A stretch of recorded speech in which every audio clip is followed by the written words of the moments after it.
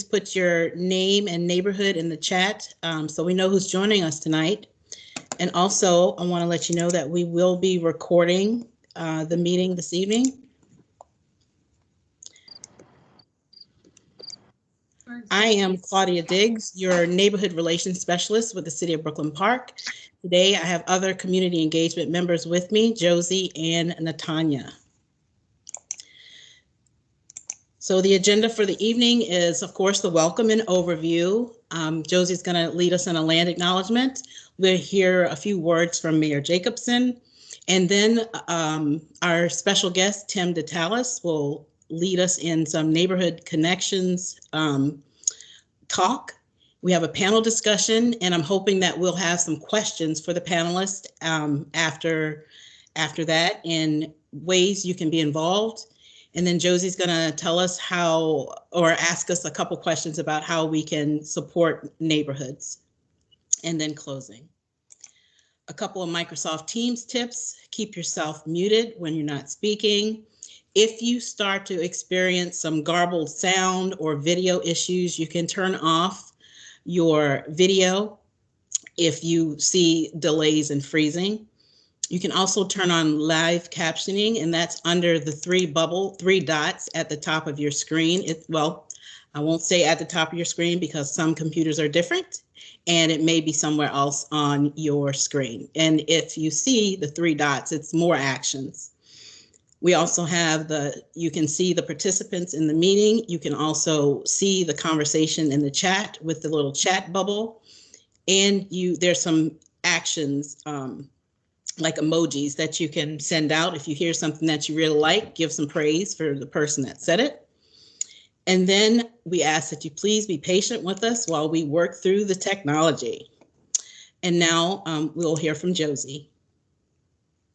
Okay, so we've been starting our meetings with an Indigenous land acknowledgement.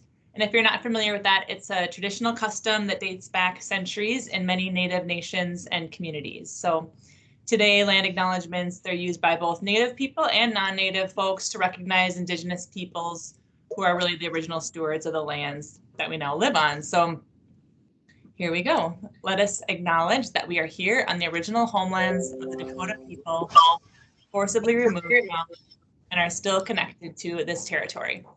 We honor with gratitude the land and our stewardship of it. And from there, I will hand it over to Mayor Jacobson. Thanks, Josie. I'm out here in the community attending multiple meetings tonight, so thanks for putting up with that. I just wanted to welcome everyone. I think that what I want to say really about neighborhoods is it's a critical component of the success of our community. And what I've seen is that we've gotten really good at coming together as neighbors when bad things happen or on National Night Out. But we don't necessarily take the time to get to know one another, to understand the needs of our neighbors and how we might be able to help with those needs.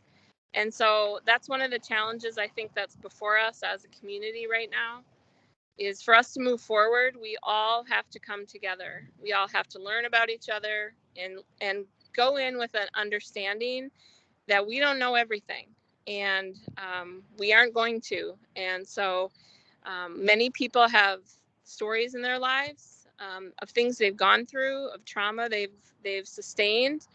I know several of you on here right now have those stories that I'm aware of. I have those stories. And so for us to make assumptions about one another is something that we have to stop. And we truly have to come together, and we can't just talk about it anymore. We have to get going and make it happen. And so I appreciate that we're doing this tonight, and this is just the beginning. So thank you for everybody for being here, for our staff putting it together, and for all of you in the community. Thank you, Mayor Jacobson. We've muted everyone, otherwise they'd be applauding. But I wanted to say too, it looks like Councilmember Susan Pa is on. I don't know if you wanted to say a little something. You don't have to, Councilmember Pa, I don't want to put you on the spot, but I just wanted to acknowledge you. That's all right, thank you. I get to say how happy I am to join all of you guys. I'm enjoying this meeting outside of my weather. Much fun for to the conversation. Thank you, Councilmember Pop. Next up, I would like to introduce our special guest, Tim DeTalis. Tim is the founder of Better Neighboring and advocate on behalf of National Good Neighbor Day, a movement to promote unity and togetherness by helping individuals practice the good neighbor mindset. Tim is an author of 9 books. He travels frequently and speaks nationwide. Tim even spoke at a TEDx for Eustis, Florida on January 17th, 2020, and shared his talk titled, "Are You a Good Neighbor?" For fun, Tim enjoys bike rides around his neighborhood in Eustis, Florida, and playing the piano. Thanks for being with us, Tim. You are muted. All right, there we go. Thank you, Claudia. It's an honor to be with you tonight. Can you hear me fine? We can. Well, greetings from Eustis, Florida. But I do want to introduce myself by letting you know that as an advocate of National Good Neighbor Day, which is September 28th, which is an official holiday, a proclamation that was made in 1978 by President Jimmy Carter, that National Good Neighbor Day belongs to all of us. It was actually begun by a family actually in Minnesota who advocated for this concept that people would become better at neighboring. And I wrote a book on neighboring and then did a TEDx talk. And I did some research on National Good Neighbor Day and found that there was nobody being proactive with the movement. And so I kind of picked up the baton, and now I advocate on behalf of the Good Neighbor mindset, which is a short little writing that I did on our website at nationalgoodneighborday.com. And tonight I wanted to share with your community and thank Claudia for this introduction and this invitation, because you are making better neighboring a priority where you live. And I'm convinced that we can make where we live better. It's a very proactive position, and it takes all of us. So I grew up overseas and I speak a different language. And the native friends of mine in Haiti taught me a phrase called ensemble. And ensemble in Haitian Creole means together. And I experienced the culture of togetherness living in a third world country. But when I came to the United States to go to college, I found that culture here was very much not promoting togetherness. And so tonight I wanted to share with all of us just a simple way that we can be better at neighboring and promote a culture of togetherness. And so with the good neighbor mindset, it really begins with connections. It's really impressive how powerful a simple hello can become when you meet a new neighbor, or even somebody at the grocery store, or somebody at the park, or even on the golf course, or wherever you may commute your day. And I enjoy bike riding, and I've ignored my neighbors. Now, if I see somebody, I'll stop and simply say hello. And that connection opens up a conversation. If there's engagement, then you can go deeper and further, and maybe even let them know where you live. Hey, I live right around the corner if you ever need anything. And you can connect, and that connection builds togetherness, but it starts with a simple hello. The next step in building great neighborhoods is the invitations. You know, when you get to know someone, then there's the invitation for them to join you for some time together or for some table time. I grew up overseas, as I mentioned, and we found that there was great community in sharing meals together. The Latin word communitas actually means the spirit of community, and it's measured by the number of meals that you share with someone. So just inviting somebody to a barbecue, or to meet you for pizza, or to come over the house for a cookout will build togetherness. And then the third process of building great neighborhoods with the good neighbor mindset is celebration. Just recently, one of our neighbors got a new puppy, and we actually took a picture of the dog and put it on our neighborhood Facebook page and promoted the arrival of this new puppy to our community. And so celebrating one another, whether somebody, graduated high school, or they had a new baby, or they got a promotion at work, because there's so much negativity already in culture. And I believe that unfortunately hate and negativity can divide us, what can bring us together is some of the celebrations of our everyday life. And then the fourth pillar really to the good neighbor mindset is awareness. And I believe that we can look out for one another. We can promote safety and concern. And I was sharing earlier before this began how, we can decrease crime and we can increase kind. And as we do this awareness, we just look out for one another. I'm available to be your eyes and ears if you're not home that day. But I believe that the highest benefit to being the good neighbor is when it comes to availability. And the availability is knowing that somebody can call upon you, and then you can be available to step in or call on others to help together. There may be a bigger project that we can't do alone, but I can call one or two neighbors and we can go help and serve our community. And so just to kind of recap, it really begins with the connections. Don't be afraid to say hello or wave and begin an introduction that can open up a conversation to build togetherness. And then make invitations for people to join you at a table or some time together. Go for a walk, go for a bike ride. And then let's stay celebratory. Let's celebrate one another. There's already enough negativity and problems we can focus on, but the reality is as we celebrate life, then it feels better together. And then let's stay aware, keep our eyes and ears open. It helps keep our community safe. And let's be available for one another. I want to leave you with this one little story that just happened in my neighborhood. Unfortunately, my wife and I, we lost one of our dogs. We had two German short-haired pointers, and our boy dog, Duke, unfortunately came down with blindness suddenly, and we found out he had a brain tumor. As soon as I kind of shared some of the news with some of my neighbors, my neighbor Mike showed up at the house that night with some subs from the local grocery store for dinner, because he was the first neighbor who met Duke when I brought him home as a puppy. And Mike hugged my blind dog and began to weep, but he was a neighbor, kind of being available and caring. And I have to tell you, I have experienced what it means to be the recipient of someone who's a good neighbor. And I think if we all would pause and ask the question, do we all recall a moment when somebody was kind and caring to us? That's the power of transformation in a community, but it's also the power of togetherness. But one of the recent things our neighborhood has been doing that's been very helpful is on the last Tuesday of the month, we do Guys Night Out. And so we invite neighbors to meet up at a local pizza shop or go out for wings or even meet for a card game.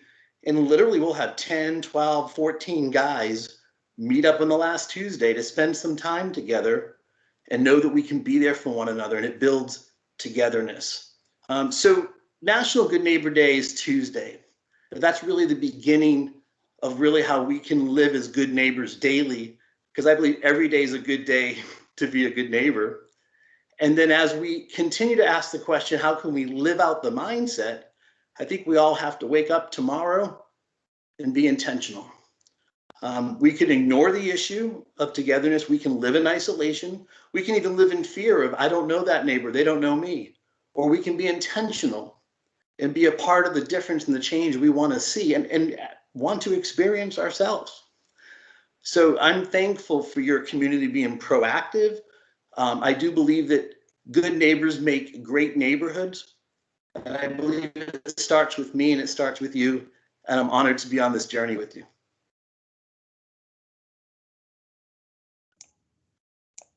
All right. Thank you, Tim. Are there any questions right off the bat for Tim? If not, we will go ahead and proceed to our panel discussion once I get all of the technical items figured out. Thank you so much, Tim, for that. We really appreciate you being here, and we also appreciate you being a part of this panel discussion. And hopefully we will have some good questions for you as part of the panel as well. Thank you. All right.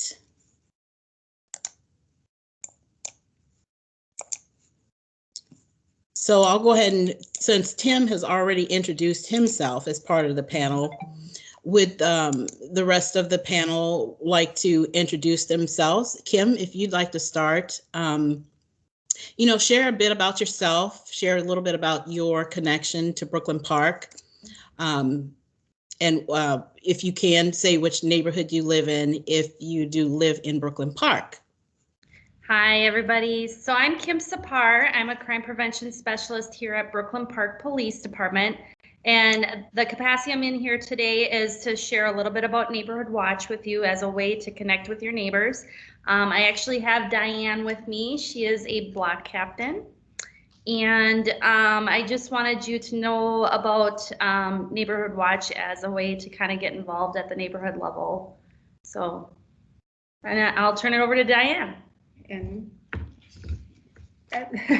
ideas that we've done, or are we going to wait for that? Or I just introduced yourself. Okay, I'm Diane Tarian, and I'm from the Birch Grove neighborhood, and I've been a crime watch captain for Neighborhood Night Out since 1991, and we have a great neighborhood that has been very successful with a lot of the events that we've planned. So, love my neighbors.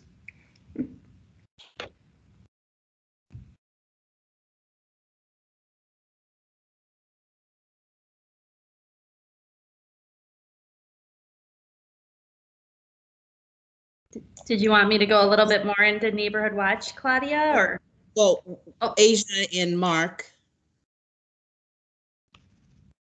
Mark, you're muted. There we go. Can you hear me? Yes. All right. My name is Mark Hostetler, and I have been serving on the Human Rights Commission for about 4 years now, and love my neighborhood. Been in this neighborhood about 10 years now. Yeah, I think my reason for being here tonight and what I'm interested in is how do we bring our cultures together?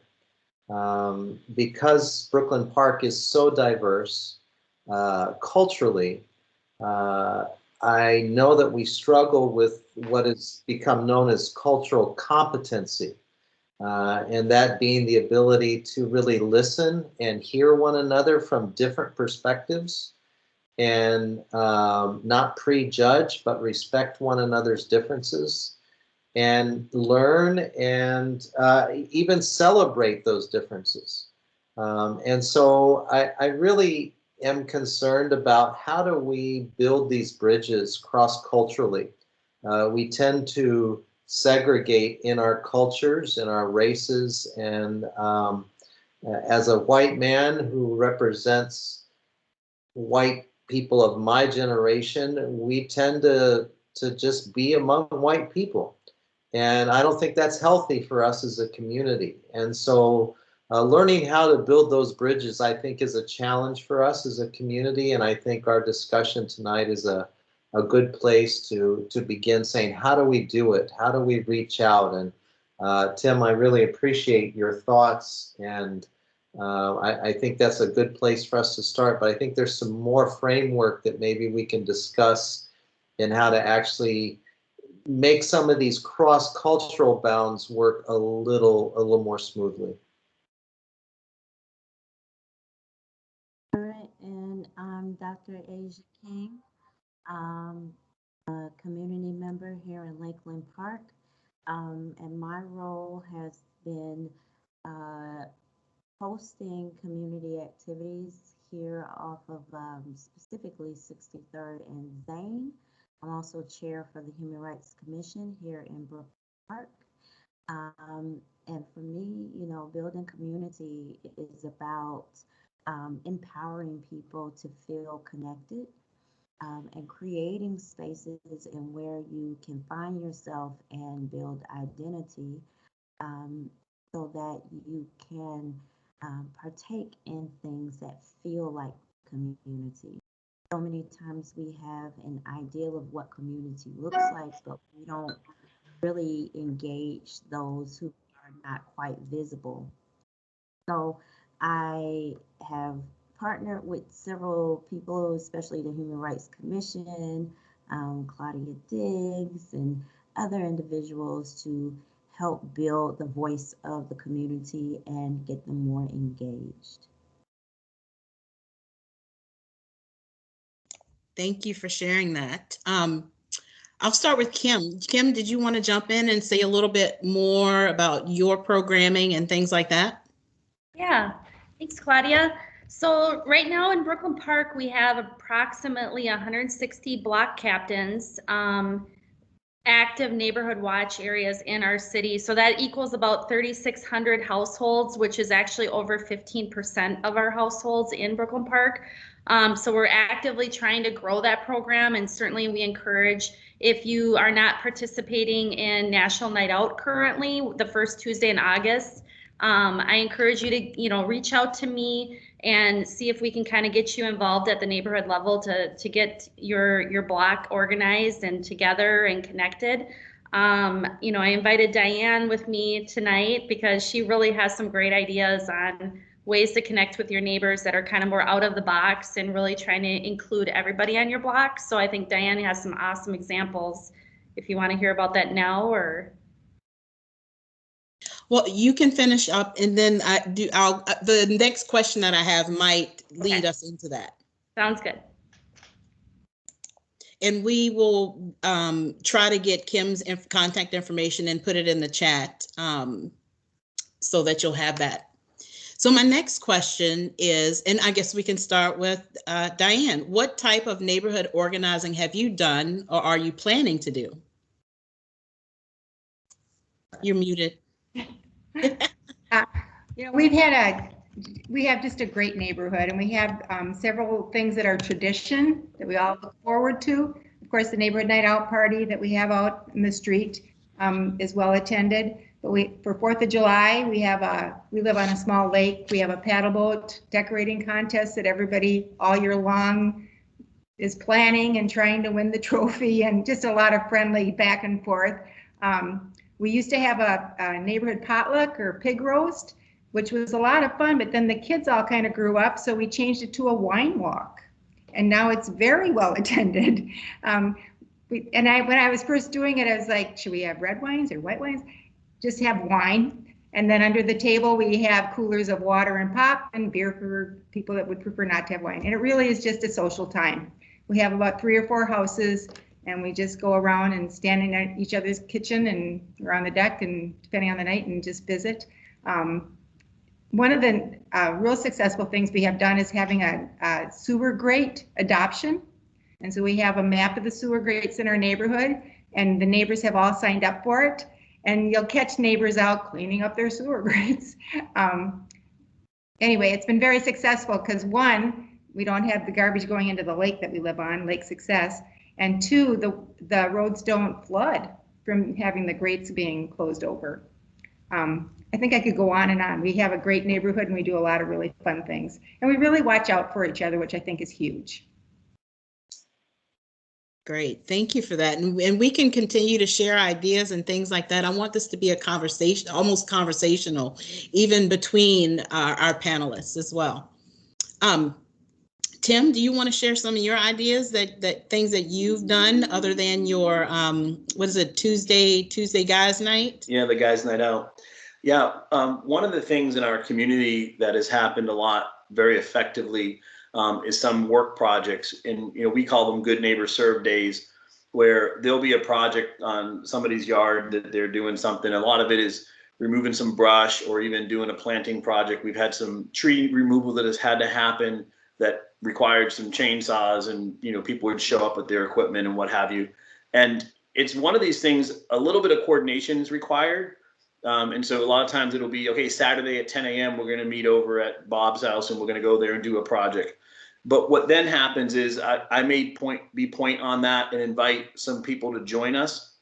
But having project, earlier it was mentioned about ways to build community. We find frequently when you have a shared experience, that may be something that's shoulder to shoulder, a little bit of a work project. It actually builds a closeness, because we've had people in the community that were not maybe necessarily the friendly folks would show up to a work project, and in about 30 minutes, they all of a sudden become friendly because they were able to contribute. or they may not be very conversational, but in a work environment where they're doing something that they can win at, they feel they're adding value. So serve projects in the community, and it may be something that you notice somebody has a situation where, you know, a fence is leaning and broken, and say, hey, what if we got 3 people to go over there and repair the fence together? It's amazing how that win becomes a story on the street, right? Hey, wow, we fixed that. You know, we went and did that. And that's actually where we're finding the value now, because there's some, you know, you can drive around the neighborhood and say, oh yeah, I remember when we did that project together. Or we had an accident recently cutting down a tree where the tree went the wrong direction, and it literally went through a fence and crashed onto the road versus, you know, into the woods. And it was the joke in the community was, oh my gosh, you know, Tim and his friends, they're just smashing trees all over the place. But it became a funny story. We cleaned up after the mess. But again, now there's a story in our community about it we get to joke about. And I would like to talk about Mark's cultural connection request, because there is some cross-cultural experience I've had that I would like to tap to that when we have time. Go for it. So culturally, and I grew up in an overseas culture, but obviously there was, you know, a race difference, and I have a lot of friends that don't look like me or even speak my language. But what's beautiful about that is I don't have the fear or some of the preconceived bias. And so one of the challenges in psychology is you have a predisposition to a belief system, or maybe even a cultural way of life. And so what I'd like to kind of propose is a conversation around the idea of shared celebration experiences. So like you had mentioned, celebrate that culture, don't change it. I think that's probably the biggest problem we have in America right now when it comes to interracial, culturally divided initiatives. We want people to change. That's not a solution. I think we should celebrate every cultural uniqueness and let them be authentic. But then maybe share some moments where I can experience what it's like for you and you can experience what it's like for me, and celebrate. I think change and celebration actually have to go hand in hand. Instead of, I don't want my friends that have different cultural backgrounds to change, and I'm Italian, they wouldn't want me to be quiet. You know, I'm a loud, obnoxious person. That's my culture. So when it comes to community, if you can have a kind of an almost cultural celebration, a night of cultural celebration, and share some experiences where you can go, wow, this is what we celebrate in our culture. And I think instead of the conversation of change or tolerance, I think that actually causes people to retreat. I like that. Thank you for that. Tim, you can, not Tim, sorry, Mark. If you want to answer that question of how, what type of neighborhood organizing have you done or do you wish to do? Yeah, I think up until now in this current neighborhood, it's been more one-on-one type, just building relationship. Recently, I just took my Frisbees over to a neighbor and his son and said, let's play some Frisbee golf in our neighborhood. And we did that. And so I think what has been challenging for me is I can build relationships one-on-one, but I like the idea of getting us together in groups, and the grouping of neighborhood is a little more challenging. Obviously, I'm very involved in our national night out, and we have a great turnout, and everybody has fun, and we eat, and it's great, but that's once a year.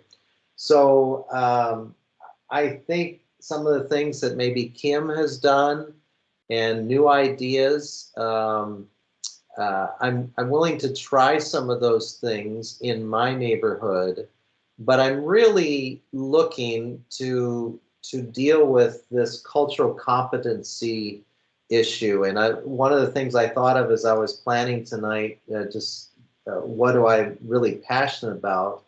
And I think it would be cultural competency conversations, CCC. Can we get together and just talk about how we can come to understand each other's differences, and come with just open minds, It's so easy to make assumptions. I think somebody mentioned how Mayor mentioned we can't make these assumptions about one another. And so we do that. And so if someone is a different color skin, or they drive not as nice a car, or they're always walking instead of driving, then all of a sudden we make assumptions about them. And that gets us in big trouble. And so I like the work project idea, but I'm looking for new ways. And if anybody has some ideas, I'm all ears for this.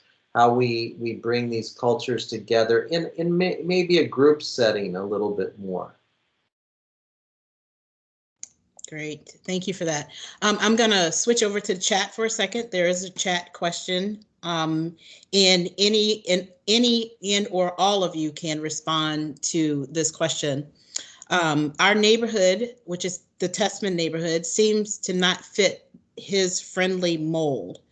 It seems to be a hodgepodge. There are those of us that keep up exteriors and grounds really well. Then there are neighbors that are getting overgrown lawns and not seeming to care about home ownership. Any ideas on how to deal with this? Claudia, I'm going to actually comment, if I may, about that. We have some neighbors that have had some yard issues at times. A question I like to ask, if the neighbor would let you approach or ring the doorbell, or even if you have their contact information, is that if they need help with the situation temporarily.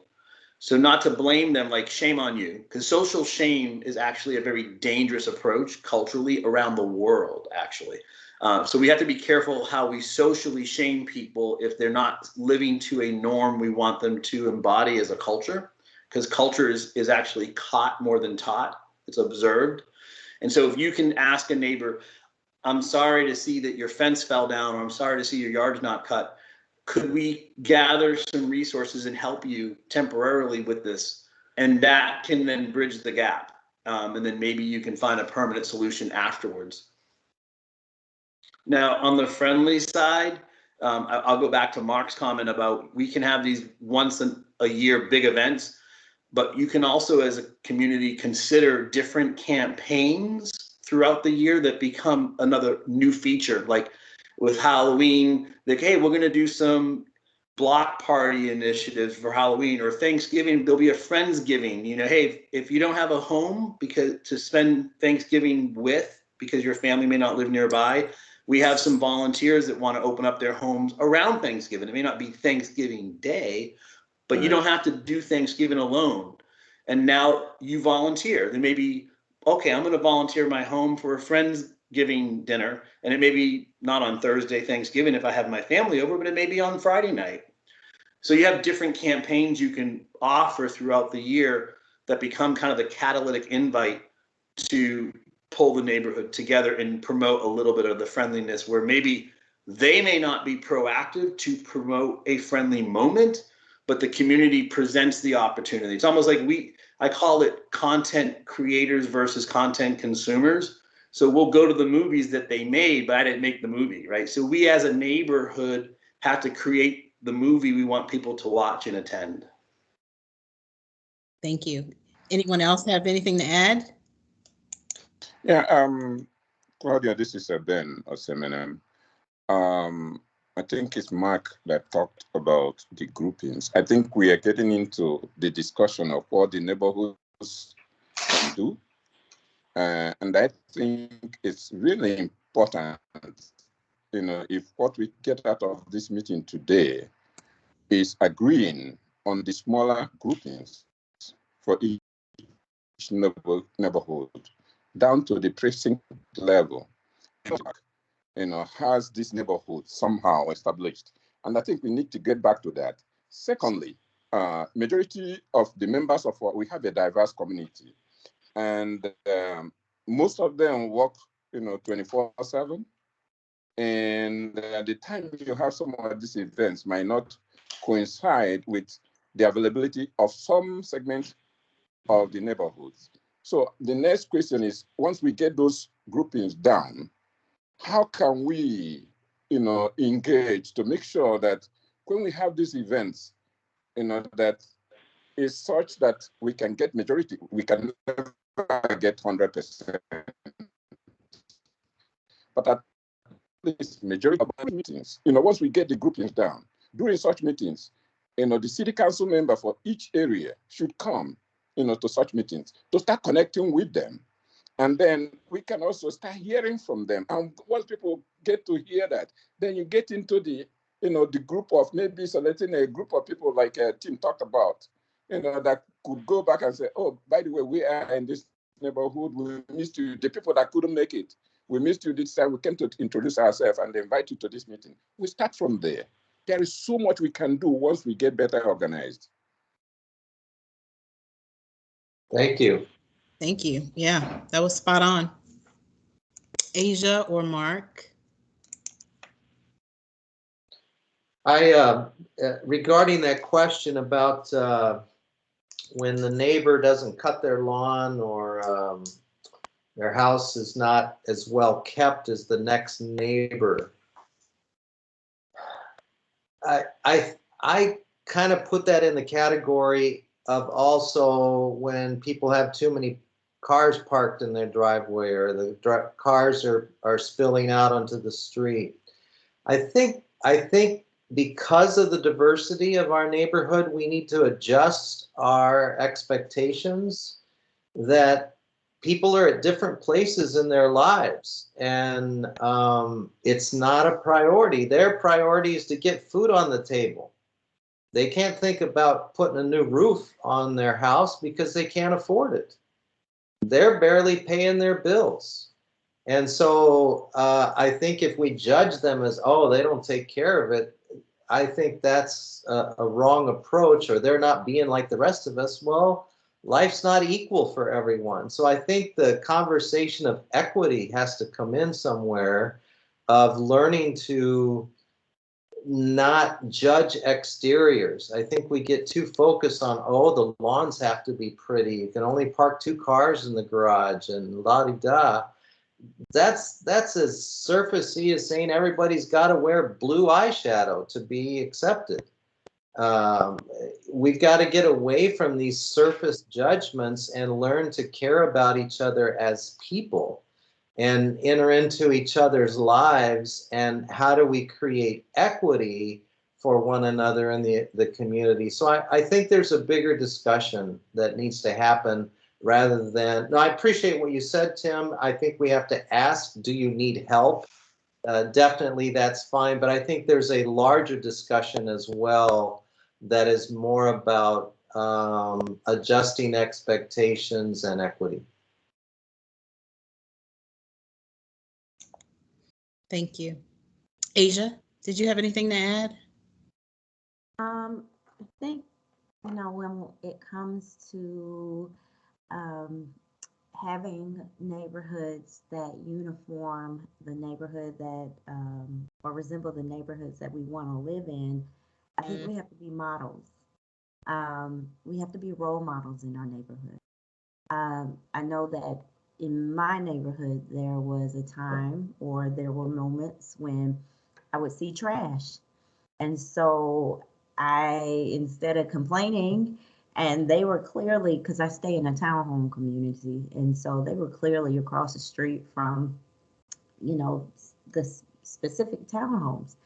And, I could have gone over and say, what's wrong? Why aren't you doing this? But instead, I grabbed my gloves and I grabbed a garbage bag and I started to pick it up myself, because I got tired of looking at it. And when we're waiting on other people to do the right thing, sometimes you may be holding your breath forever. And so once I started to pick up the trash in my neighborhood, the neighbors that it kind of belonged to said, "Why did you do that?" And I said, "Well, I want to live in a beautiful neighborhood, don't you?" And they said, "Oh yeah, that makes sense." Because, sometimes people just aren't aware, and we can't always assume that people have the same levels of cleanliness or upkeeping or skill or ability to do it. But once I modeled it, I noticed that where I cleaned is no longer dirty. So something, and them taking notice meant something too. And they actually thanked me for picking up their trash. So, sorry, I put myself on mute. Where we can help, let's do it. But if you do have to have those conversations, definitely approach them with a level of sensitivity that maybe there's something else bigger than what we see that's going on that's impeding on their ability to do it. Thank you. Thank you all for that. I'll go ahead and move on to the next question. What have been some of the challenges you faced in neighborhood organizing, and how did you overcome them? Can I start? You sure can. I would say some of the challenges that I faced with neighborhood organizing was definitely naysayers. So I took an interest in a part of the neighborhood that was that had not been engaged in several years. And so once again, you know, instead of complaining, you got to activate and do something about it. So I was able to connect with Claudia, who gave me ideas and kind of pinpointed ways to start the project of getting our neighborhood engaged. And, you know, my level of optimism is just so high. I'm like, this is a good thing. Everybody's going to want to do it. Like, this makes sense. Like, who wouldn't want to do this? And lo and behold, there were a lot of people that were like, you know, burn that place down, don't engage it, it's not worth it. The people in that community are lost. And it was very frustrating and disheartening on how we can just throw people or situations away because it feels hopeless. And so trying to get people engaged in things that don't feel desirable was hard, you know, because there were times, you know, where it was like I kind of felt outside of the partnership with Claudia and some people from the city, it felt like I was doing it by myself. But I kind of look at situations like you either do or you don't. You either will or you won't. And if you don't, then who will? So you're kind of backed against the wall of having to make a movement, even when it doesn't feel like there's a lot of people moving with you. And so I think just having a good group of people that believe in your mission and your vision. I'm spiritual, so I just definitely stayed in prayer. But having a group of people to help back you in your missions and visions is so important when you want to engage spaces or activities that nobody is really jumping on board about, even though you're excited about it. So. Yeah, thank you for that. Diane, you've been quiet. Did you have anything to add to tell us some of the challenges you faced in neighborhood organizing and how did you overcome it? Yes, there has been challenges. A big thing I think is keep it simple. We have we kind of go by seasons. Of course, we have the neighborhood night out party in August then. In the wintertime, we kind of have a football thing or a chili tasting thing or something like that we do. In the spring, we always have a cleanup and we do it in someone's backyard. So it's real net neutral territory. And I always bring the extra garbage bags and gloves and stuff like that. And that has been, maybe just bring out some coffee, not make a big deal out of it. That has been very well received. I think because they see people out, easy just to walk over and join in, keeping it simple. We've had different minority people, that's what I say, different cultures coming into our neighborhood too. And I really make it a point to go over and welcome them. One moved in just before school started. They weren't sure about the schools, and so I went and got the Birch Grove information. And then when we had a neighborhood night out party, I kind of just wrapped my arm around her and had her bring her kids out and to talk about her kids. And she did have a special needs son and stood right there with her, and everybody just accepted her, and it was wonderful. So the neighborhood night out and that cleanup in the neighborhood are 2 times that it's real open and neutral, and anybody can kind of walk in and join us, and that's been real successful. So I think one of the other things, I'm real involved in the neighborhood. We did have a family that had a really tough time. The dad had cancer, wasn't getting any money. They were really struggling.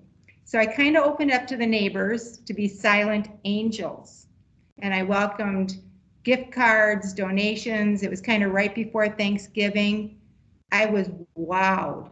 And we never put any names on it, but my manila envelope that I was collecting things in was like almost $500 to hand over to these neighbors, all just neutral. And I think all the neighbors were just excited to be a silent angel and help them out.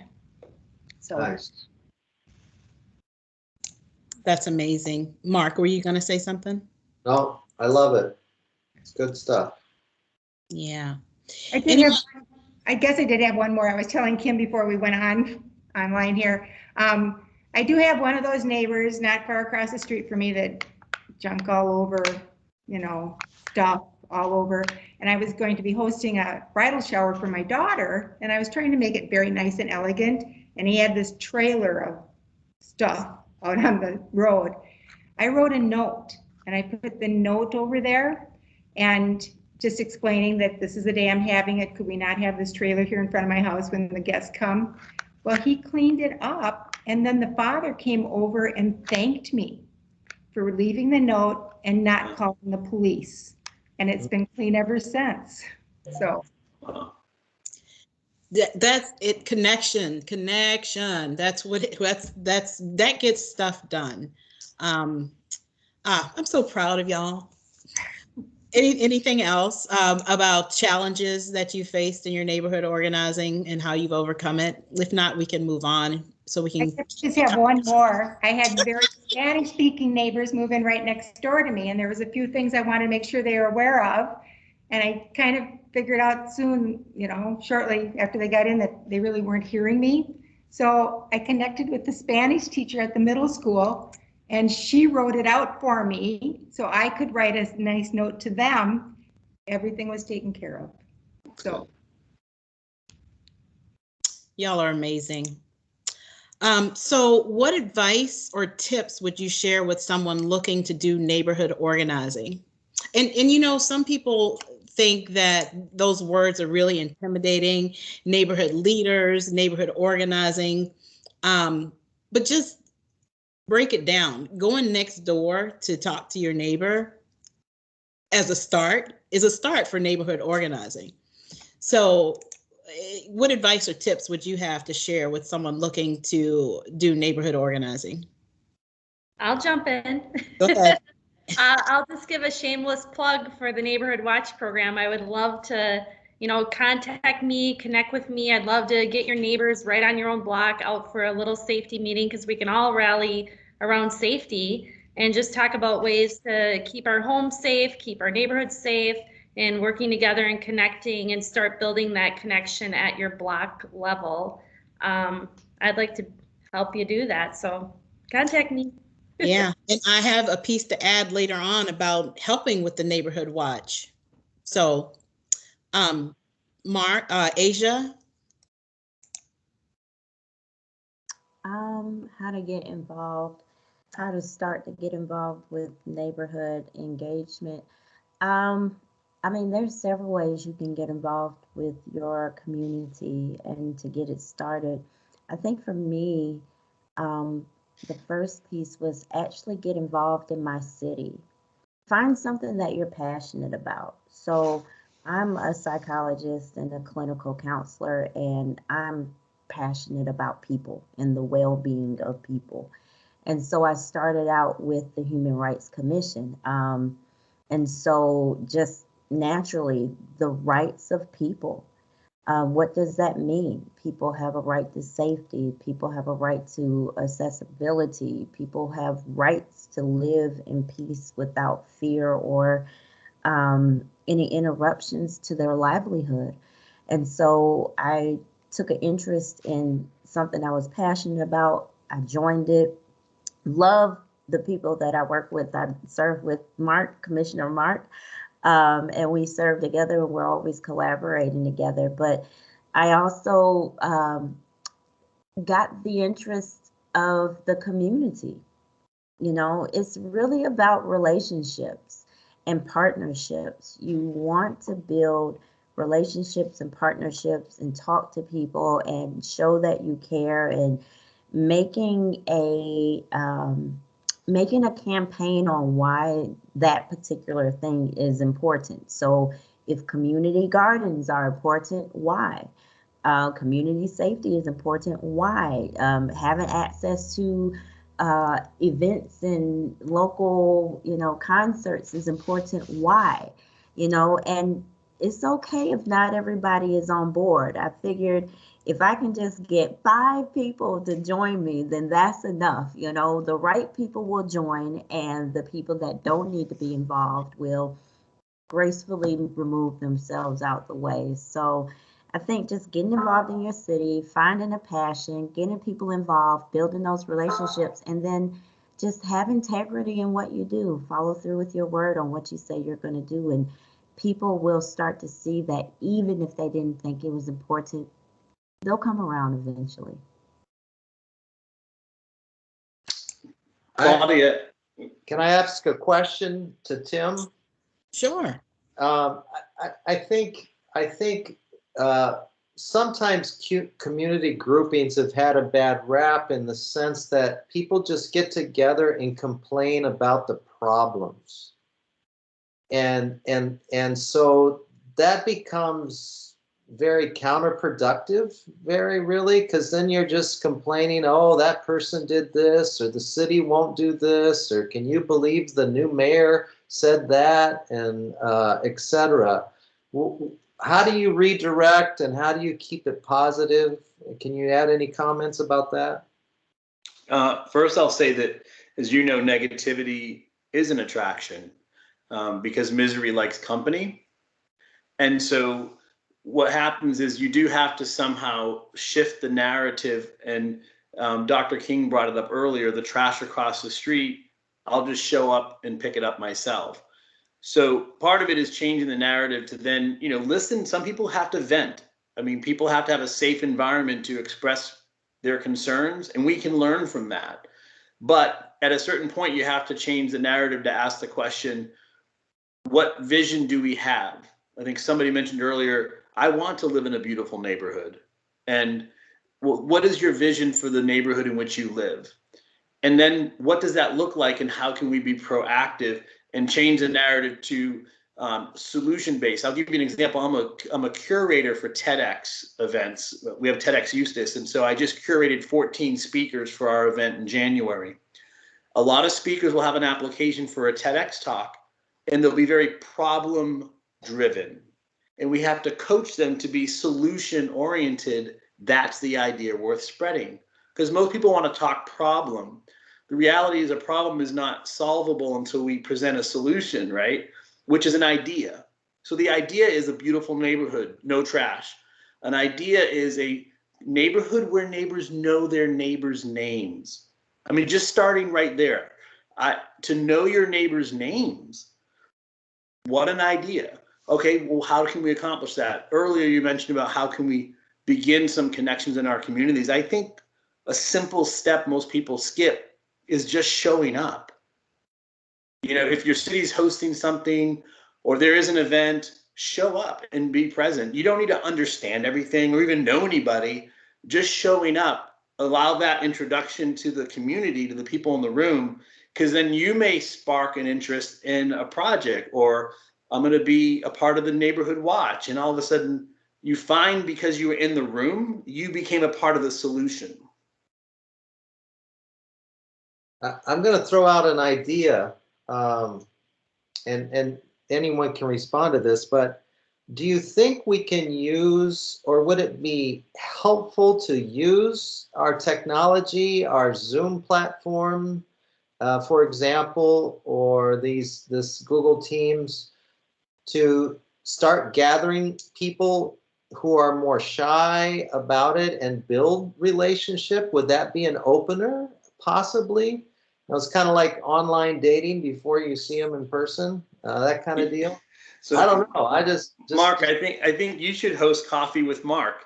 Let's have conversations and Coffee with Mark. But my opinion on any idea is you test it.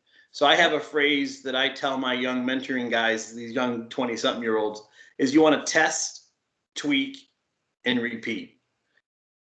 So test it, try it out, and then you can tweak it. But I think the virtual coffee time, and grab your favorite coffee mug and let's show up and have a conversation. And maybe it's one simple topic or subject you want to cover that night, so they know, okay, this is why I'm here. Yeah. Okay. Wow. Yeah, this is Ben again. I think with COVID era, I think Mark's suggestion is really critical, because people tend to avoid getting together because of the scare of COVID.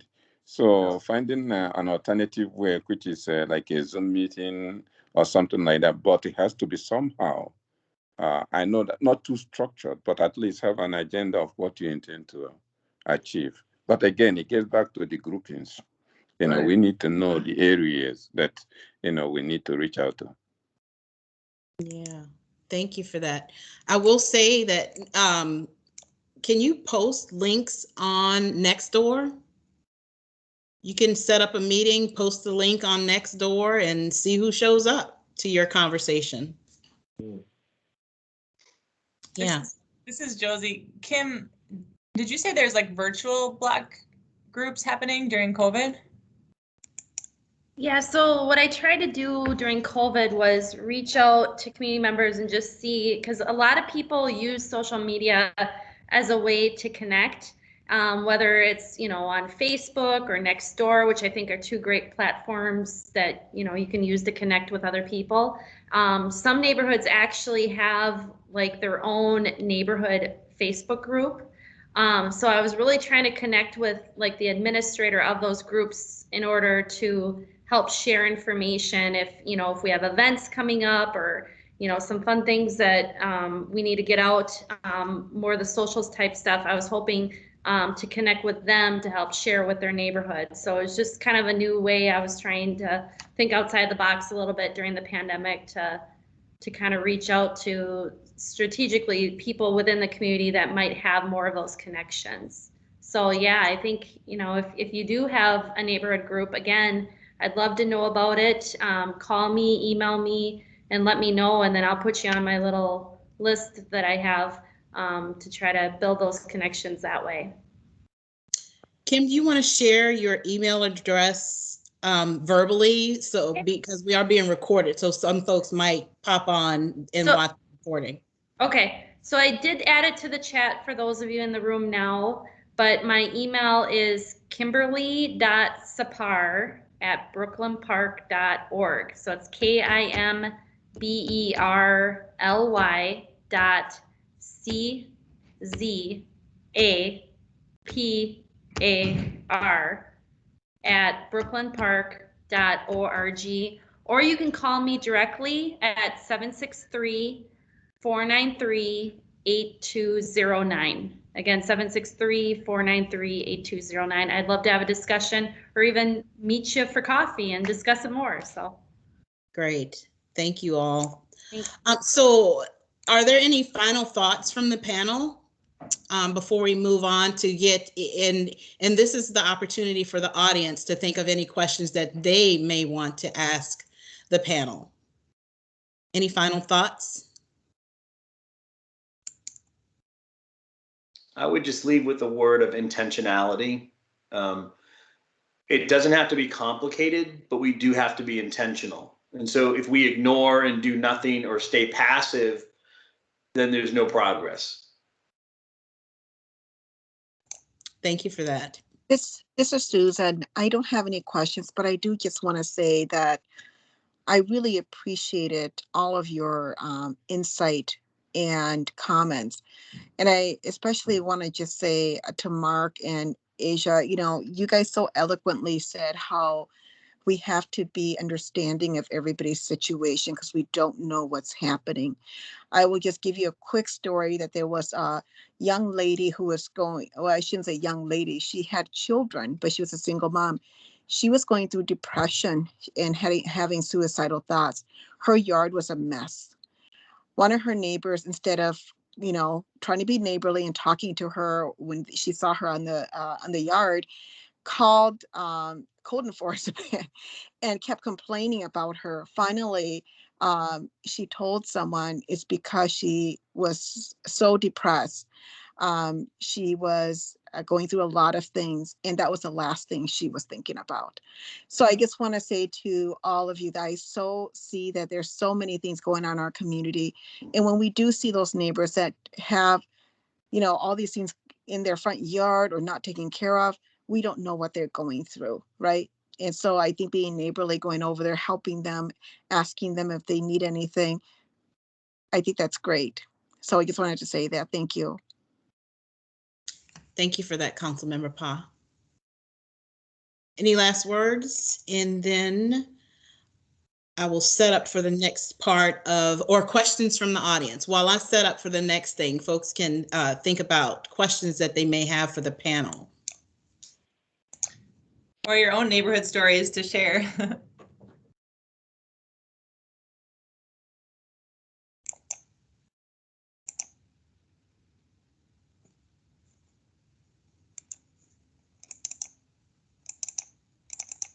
All right. So I, Claudia Diggs, your neighborhood relations specialist, there are several programs that I manage here with the city of Brooklyn Park to help all the neighbors get connected. And we call them Neighborhood Connections Programming. I have a program that is called Pick Up Your Neighborhood, where a group of volunteers will select a section of their neighborhood or, you know, in a street in their city, in our city, to be responsible for, to pick up. We have the Neighborhood Activity Fund, and I really wanted to stress this Neighborhood Activity Fund. That's how Asia and I got connected, and I've connected with several other folks in the city to plan an event in their neighborhood. It's kind of died off a little bit with COVID, of course, but the city has $250 for neighbors to apply for this funding to do an event, to invite their neighbors to, and to get to know one another. And in my conversations with Kim, we talked about using those funds also to help with the neighborhood watch, to get, because you have to have a meeting at least once a year, and you have to have an initial meeting to get everything started. Is that right, Kim? So we could use those funds to help get that going for the block captains. Did you have something to add there? No, that's great. Great opportunity. Yeah, thank you. And I'm going to skip the next bullet because I have a cute little video to show, and hopefully it shows up on the video that we're recording. So I also lead an HOA leadership development workshop, which will be coming up before the end of the year, where we provide skills and development for our homeowners association leaders of, you know, how to manage their HOAs, how to be culturally competent, like we've been talking about, and any support that they need to develop as a leader in their HOA. And so the next thing that I manage is called the New Connect program, and I'll play this video and hopefully it comes through. New Connect is an exciting program where volunteers welcome new residents to Brooklyn Park. Volunteers drop off a bag filled with community and city information and coupons for free items and services from local businesses. And it's a wonderful way to meet your neighbors, meet all kinds of interesting people. And it's fun. It's good exercise too. It's a nice program. having people together to know each other, to come connected with each other. When I moved up here to Brooklyn Park 14 years ago, this program wasn't available, and I would have loved to have gotten the information because I knew very little about Brooklyn Park. Usually when they find out that you're there to welcome them, they're really happy. And especially when they find out that you've got free things in the bag. We're looking for more volunteers to meet our growing community. Visit brooklynpark.org/newconnect.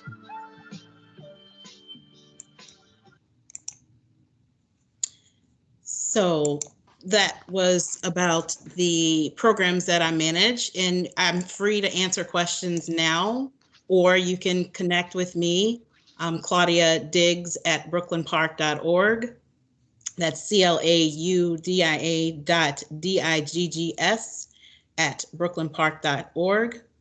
My phone numbers are 763-493-8106. And did anyone have any questions about any of those programs that I just mentioned?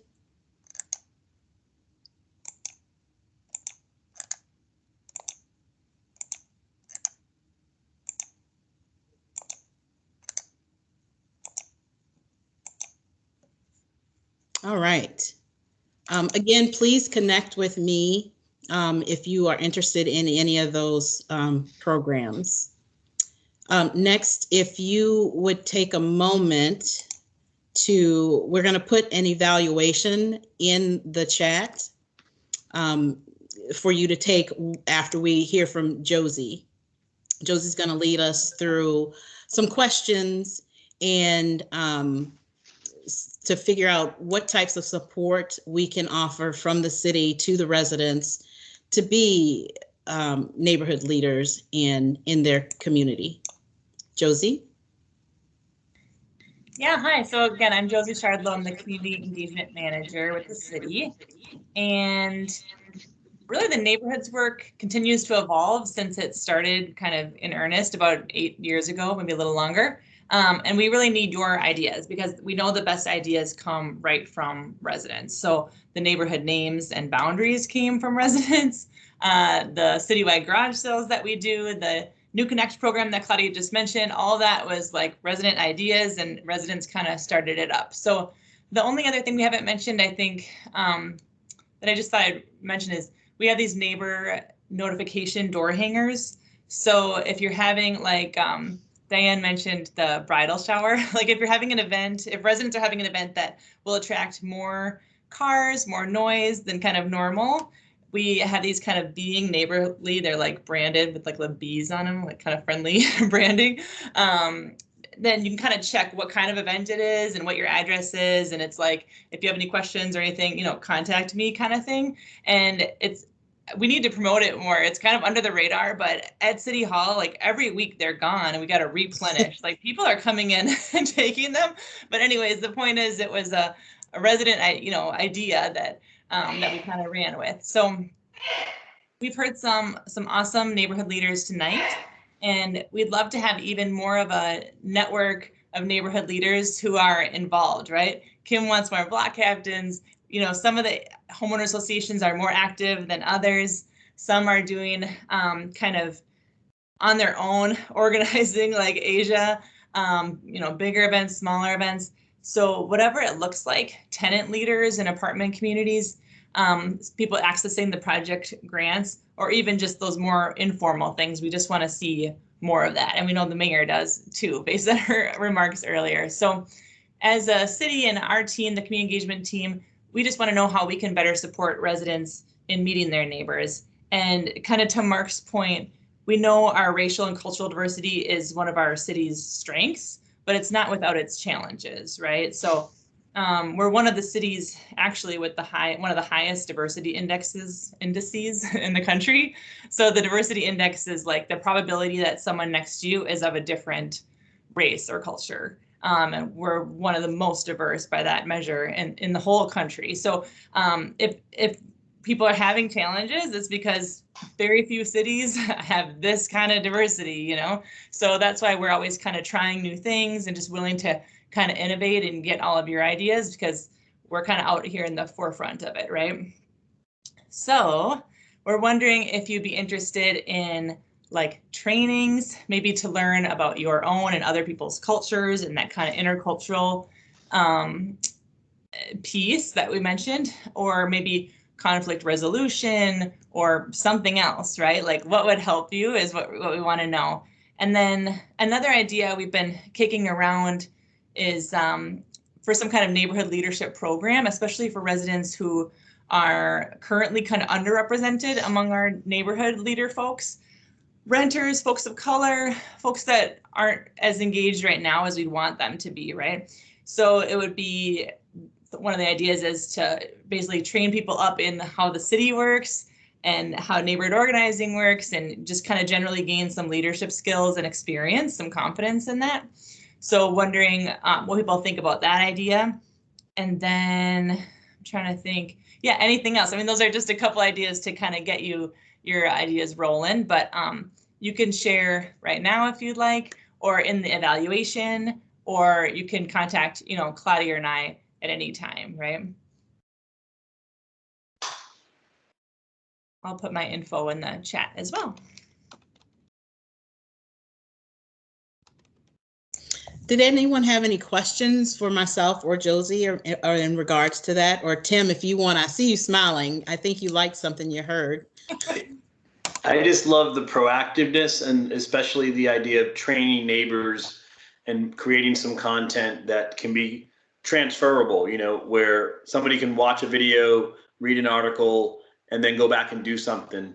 I think you all are on a great path to making better neighboring actually practical. It's easy to do because here are some steps and guidelines to do it where you live, uniquely where you live. Thank you for that. Yeah, again, I get back to the groupings, you know, trying to know. I think, you know, that's where the city comes in. We have neighborhoods, you know, that are actually, you know, large. And when you talk about such smaller grouping, I think Claudia, you and Josie could help us in defining those, and you know, sharing that not just for people that attended this meeting, but the whole city, you know, at large, to know that, hey, by the way, this is your neighborhood, and we are trying to do something to organize this group, you know, to get you to know, you know. In fact, my neighbor came the other day complaining about, you know, the person next to him. He's a monk, and how that person keeps calling the police. And I keep telling him that, you know, to exercise patience, that we're going to start some kind of neighborhood, get to know each other. But I don't like the idea of the informality. I think it would be helpful and more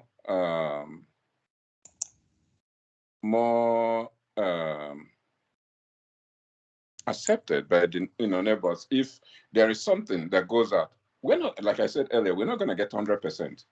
But the fact that they see something, hey, you know, something is going on, you know, you get to know your neighbor and things like that, just something soft, okay, with the area that's going to be covered, okay, and send it out. These are the areas, these are the neighborhoods, and we're trying to get people to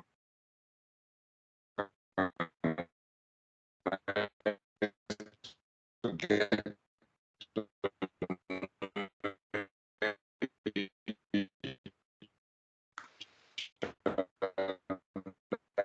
Ben, you're cutting out. We can't hear you. Ben, you're kind of breaking up a lot. And take it from there. At least, you know, with that, you know, some information. Can you hear me? Yeah, you're breaking up a lot, but I think I got the gist. I think that's a really great point. Like the 31 neighborhoods that we have identified right now are pretty big. And I think about it as also like the micro neighborhoods, or like you're saying, the smaller groupings within those neighborhoods. And I think, I'm not for certain, but I think the neighborhood watch is more like a block or two, or, you know, people can kind of self-define how they, because it really depends on your geography. You know, it could be that you kind of have a dead end, or you got a pond there or whatever. So that's why we understand that people will identify more with who's really close to them, not necessarily their big neighborhood. I think you bring up a really great point. Yeah. And when we did have some of the some folks step up for the neighborhood activity fund, you get about 10%, sometimes less than the actual neighborhood. Some of our neighborhoods have 6,000 people in a neighborhood. So when we say a neighborhood, it's the whole neighborhood, but you usually get about 10% or less of the population. So yeah, I'm hoping that working with Kim and with the neighborhood watch program, we'll get a little bit smaller doses, and maybe we can engage those folks a little bit more, even outside of the neighborhood watch program. Hey everyone, this is XP here, and great conversation. Thanks, to all of the panelists. This is something that we had talked about previously, and I would love to see some kind of training program come out, but in terms of the neighborhoods, right? Josie just mentioned that we have 31 of them. Building some kind of a structural connection to the city in terms of, in other cities, they have actual neighborhood associations, right? That help to pull together activities and things. And I'm not saying we need to walk the same path, but maybe something similar, and something maybe along the veins of a, like a commissioner pipeline, or some other kind of leadership pipeline that allows for neighbors to come together, and it wouldn't be that much of a commitment, but to help support some of these annual or seasonal events, to help support the the neighborhood block group, so it would be more of a social association that could really just focus in on that hyper or that like official neighborhood that we have, right? So kind of adding that layer to help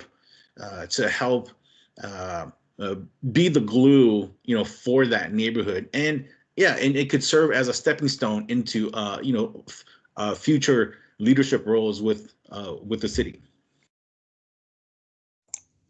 Definitely. Thank you for that, XP. Were there anyone else wanted to share or say anything? We do have time for some questions.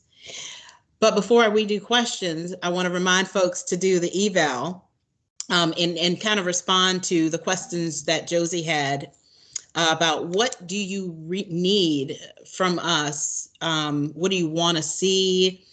Any of your ideas, please put it in the either put it in the chat if you've already passed the eval, or because we really need to hear from the community as to what they want to see from the city to help to build up those connections in the neighborhoods.